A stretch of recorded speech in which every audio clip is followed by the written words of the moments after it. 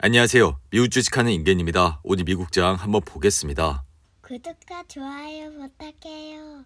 오늘 시장은 FNC 의사록과 엔비디아의 실적 발표를 앞두고 3대 지수는 약보합 상태로 마감을 했고, 이날 소매 업체들의 부진한 실적 전망도 투심을 가라앉혔습니다. 우선 3대 지수는 장 초반 소매 업체들의 매출 전망 하향 움직임이 확인이 되면서 다소 흔들리는 모습을 보여줬는데, 주택 자재 판매 업체 로우스는 분기 매출이 시장의 예상치를 밑돈 데다 연간 매출 전망치도 하향 조정하면서 이날 주가는 2% 이상 하락을 했고, 의류 회사인 아메리칸 이글은 시장 예상치를 하회하는 가이던스를 밝힌 이후 이날 주가는 16% 이상 급락을 했습니다. 한편 이날 발표된 지난 10월 FNC 회의록에선 금리 인하는 검토조차 안 한 것으로 확인이 됐고, 의사록에 따르면 연준 고위 관계자들은 인플레이션이 여전히 목표를 크게 웃돌고 있어 조만간 금리 인하에 나설 가능성은 없다고 판단했습니다. 이에 연준은 인플레이션이 중앙은행 목표치인 2%로 하향하고 있다는 확신이 들기 전까진 연준 통화 정책이 제한 기조를 지속해야 한다고 판단을 하고 있는데, 하지만 이러한 내용에 시장은 크게 반응을 하지 않았고, 이는 연준이 조만간 금리 인하로 방향을 틀 것이란 점을 예고하지 않을 것으로 이미 예상이 됐기 때문이죠. 이에 따라 시장은 내년 상반기부터 기준금리를 낮출 것이란 기대를 높이고 있고, 페드워치에 따르면 시장은 페드가 내년 5월에 처음으로 기준금리를 내린다는 데 46.3% 확률로 베팅을 하고 있습니다. 게다가 지금 시장은 금리 인하뿐만 아니라 양적 긴축도 끝낼 것이란 기대를 하고 있고, 이에 현재 페드의 대차 대조표는 7조 8천억 달러로 지난해부터 약 1조 2천억 달러가 줄어든 상태라 할 수 있습니다. 이에 따라 골드만은 최근 보고서에서 페드는 은행 지급 준비금이 풍부한 데서 충분한 수준으로 바뀔 때, 즉 지준 변화가 단기 금리에 실질적이지만 약간의 영향을 미칠 때 대차 대조표 정상화를 중단하는 것을 목표로 하고 있다 밝혔습니다. 이에 현재는 단기 자금 시장의 유동성이 풍부하게 남아있지만 2024년 중반에는 유동성 부족을 나타낼 것으로 생각이 들며, 이에 페드는 2023년 3분기쯤 양적 긴축 속도 변화를 고려하기 시작해 2024년 4분기 속도를 늦추고 2025년 1분기엔 양적 긴축을 완료할 것이라 예상이 되는데, 이로 인해 지금 시장의 달러화 가치도 떨어지고 있어 현재는 103.48까지 내려왔다 할 수 있습니다. 반면 이러한 달러의 약세는 주식에 어느 정도 강세를 불어넣을 수 있고, 게다가 미국 기업의 해외 매출을 증가시켜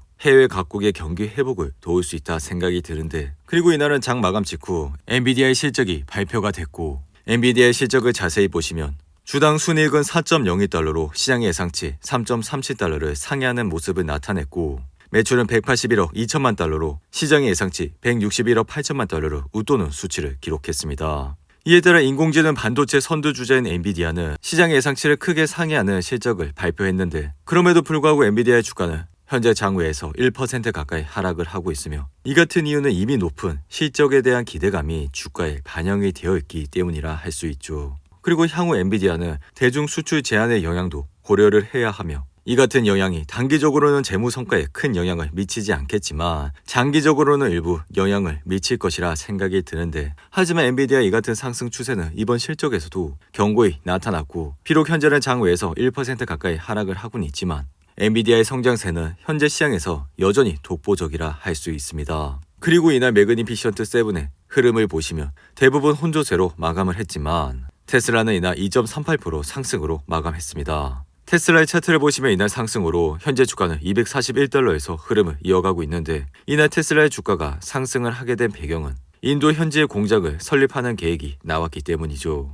이에 테슬라는 내년부터 인도에 전기차를 수출하기로 하면서 이를 위해 2년 내 최소 20억 달러의 초기 투자로 인도 현지의 전기차 생산 공장을 건설하고 인도 내 자동차 부품 구매도 최대 150억 달러까지 늘릴 계획이라 밝혔는데, 이에 인도 정부는 이 같은 내용으로 테슬라와 계약을 마무리 중이라 밝혔고, 테슬라는 인도 내 자동차 생산 비용을 낮추기 위해 인도에서 일부 배터리를 생산할 계획도 있다 밝혔습니다. 이에 인도는 최근 중상층 소비가 늘면서 전기차에 대한 수요도 증가하고 있고, 이에 따라 테슬라와 같은 전기차를 인도에서 생산해 청정 수송 수단을 확대하는 정책을 추진하고 있습니다. 한편 제프리스는 최근 테슬라 관련 보고서에서 테슬라의 목표 주가를 기존 250달러에서 210달러로 하향 조정했는데, 이 같은 배경에는 테슬라의 지난 3분기 부진한 실적 때문이라 할 수 있으며, 테슬라는 3분기 실적에서 주당 66센트를 기록해 전년 대비 37%나 감소된 수치를 나타냈습니다. 반면 분기별 매출은 9% 증가 233억 5천만 달러를 기록했지만 규제 크레딧을 제외한 테슬라의 자동차 부분 총이익률은 16.3%로 하락하는 모습을 나타냈는데, 게다가 테슬라는 향후 사이버 트럭과 경제 상황 전반에 대한 우려를 투자자들에게 전달하면서 실적 당일 주가는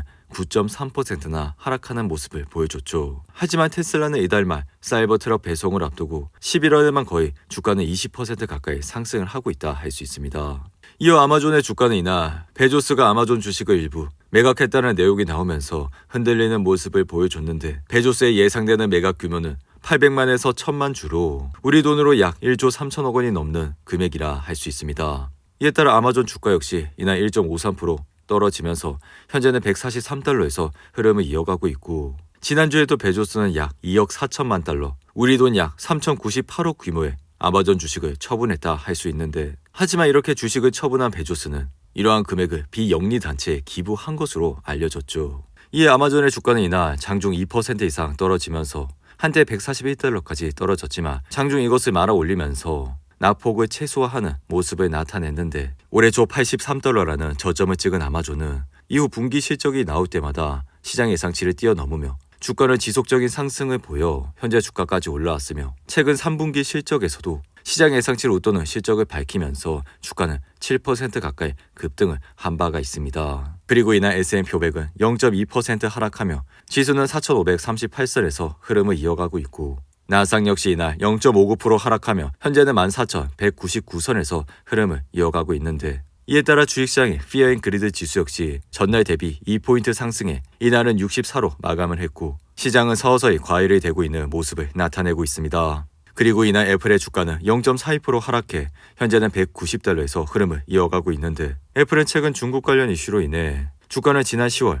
166달러대까지 떨어졌지만 이내 반등을 하면서 현재 주가까지 오르고 있는 모습을 보여주고 있습니다. 이에 이전 영상에서도 말씀을 드렸지만 애플은 중국 관련 이슈가 나와 주가가 떨어졌을 때 분할로 담아가시면 앞으로도 좋은 수익을 얻을 수 있다 말씀을 드렸는데, 그리고 의료 장비 회사인 메드트로닉은 예상보다 나은 실적을 밝혀 이날 4% 가까이 급등을 했고, 메드트로닉의 주당 순이익은 1.25달러로 시장의 예상치 1.18달러를 상회했고, 매출 역시 시장 예상치를 웃도는 모습을 나타냈죠. 반면 VM웨어는 브로드컴이 인수에 필요한 모든 규제 승인을 받아 수요일에 690억 달러의 규모의 인수를 마무리할 계획이라 밝히면서 이날 4% 이상 하락을 했고, 생명과학 및 장비 관련 회사인 에질런트는 시장 예상치를 상회하는 실적을 밝힌 이후 이날 8% 이상 급등을 했는데, 그리고 인공지능 소프트웨어 회사인 C3AI는 오픈하이머가 아웃퍼폼으로 업그레이드를 하면서 이날 3% 이상 상승을 했습니다. 오늘도 8분이 넘는 긴 영상 끝까지 시청해 주셔서 감사하고요. 가시기 전에 구독과 좋아요 잊지 마시고, 그럼 저는 다음 영상에서 찾아뵙겠습니다. 감사합니다.